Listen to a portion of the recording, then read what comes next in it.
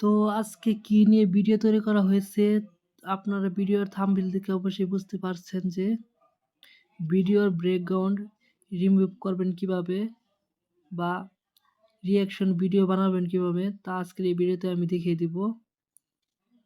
চলুন আর দেরি না করে আমরা ভিডিওটি শুরু করি। তো শুরুতে ক্যাপকাট অ্যাপসের ভিতরে প্রবেশ করি।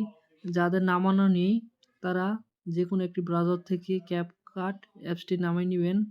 আর যদি নামাতে না পারেন তাহলে অবশ্যই কমেন্ট করবেন। তো এখন আমরা নিউ প্রজেক্টে ক্লিক করি। ক্লিক করার পর এখানে আমি কোন ভিডিওটি রিঅ্যাকশন ভিডিও বানাতে যাচ্ছি সেই ভিডিওটি ক্লিক করব।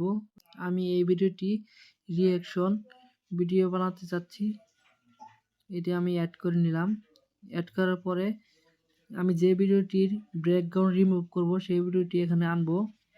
তো আনার জন্য আমি এখানে ওভারলি অপশনের উপর ক্লিক করি। ক্লিক করার পর এডিট ওভারলি উপরে ক্লিক করি। ক্লিক করার পর যে ভিডিওটি ব্যাকগ্রাউন্ড রিমুভ করব সেই ভিডিওটির উপর ক্লিক করি। ক্লিক করার পর এখানে অ্যাড করে দিই। অ্যাড করার পর এখানে দেখছেন ভিডিওটি কিন্তু এসে পড়েছে। এই ভিডিওটি কিন্তু আমি ব্যাকগ্রাউন্ড রিমুভ করব। রিমুভ করার জন্য আগে ভিডিওটি হালকা একটু কেটে নিই। তো কাটার জন্য এখানে হালকা একটু কেটে নিই। তো আমার কেটে নেওয়া হয়ে গেল। পরিমাণ মতো এখানে ভিডিওটি আমি বসিয়ে নিই আগে।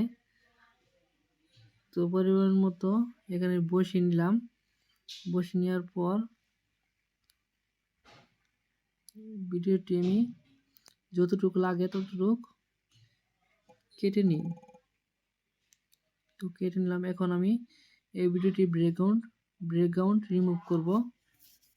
রিমুভ করার জন্য এই ভিডিওটির উপর ক্লিক করি। ক্লিক করার পর এখানে যদি আমি 80 লেখা আছে